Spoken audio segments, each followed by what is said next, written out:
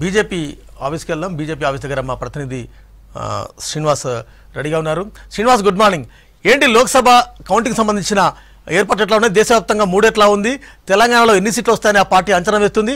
ఆ పార్టీ నేతల 3 ఎట్లా ఉంది? వెంకట్, భారతీయ జనతా పార్టీ అయితే కొంత ధీమాతో ఉంది.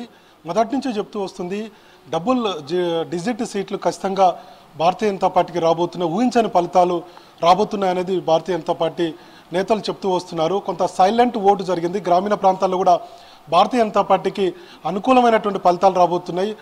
వాస్తవానికి రాష్ట్ర వ్యాప్తంగా ఒక చర్చ ఉంటుంది రాజకీయ విశ్లేషకుల్లో కూడా. భారతీయ జనతా పార్టీ కేవలం పట్టణ ప్రాంతాలకే పరిమితం అనేటువంటి ఒక చర్చ ఉంది. కానీ పార్లమెంటు ఎన్నికలు వచ్చేసరికి ఆ పరిస్థితి మారుతుంది. 2019లో మనం చూసాం 4 పార్లమెంటు సీట్లను గెలుచుకున్నటువంటి భారతీయ జనతా పార్టీ 20% మేర ఓట్లు సాధించింది. తర్వాత 2018 వచ్చేసరికి ఒకే ఒక్క అసెంబ్లీ సీటు గోషామయాల్ రాజాసింగ్ గెలుపొందారు. పార్లమెంట్ ఎన్నికలకు తర్వాత అంతకుముందు జరిగినటువంటి అసెంబ్లీ ఎన్నికలకు చాలా డిఫరెన్స్ ఉంది. అంటే 2018 అసెంబ్లీ ఎన్నికల్లో ఒకే ఒక్క సీటు గెలుచుకున్నటువంటి భారతీయ జనతా పార్టీ 2019 వచ్చేసరికి 4 పార్లమెంట్ సీట్లను గెలుచుకుంది.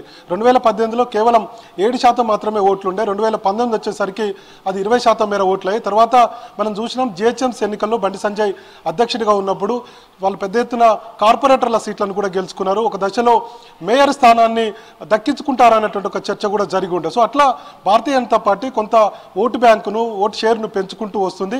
మన జరిగినటువంటి అసెంబ్లీ ఎన్నికలు కూడా మనం పరిశీలిస్తే 8 మంది ఎమ్మెల్యేలు గెలిచారు. 14% మేర ఓట్ షేర్ ఓటింగ్ శాతం 14% మేర వచ్చింది. అంటే 2018తో పోలిస్తే 2023 సారికి డబల్, అంటే 50%, 100% మేర ఓటింగ్ శాతం పెరిగిందనేది భారతీయ జనతా పార్టీ నేతలు చెప్తున్నారు. సో ఈసారి కూడా 2019తో పోలిస్తే, పార్లమెంట్ ఎన్నికలతో పోలిస్తే ఇప్పుడు జరిగేటువంటి పార్లమెంట్ రిజల్ట్లో కూడా ఖచ్చితంగా మెరుగైనటువంటి ఫలితాలు వస్తాయన్నటువంటి ధీమాతో ఉన్నారు.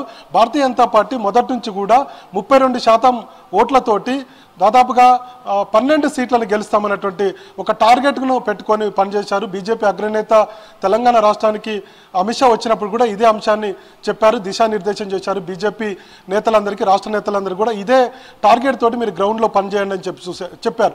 సో కాబట్టి భారతీయ జనతా పార్టీ శ్రేణులు కానీ, భారతీయ జనతా పార్టీ నేతలు కానీ వీళ్ళంతా కూడా ప్రచారంలో 2-3 అంశాలను చెప్పారు.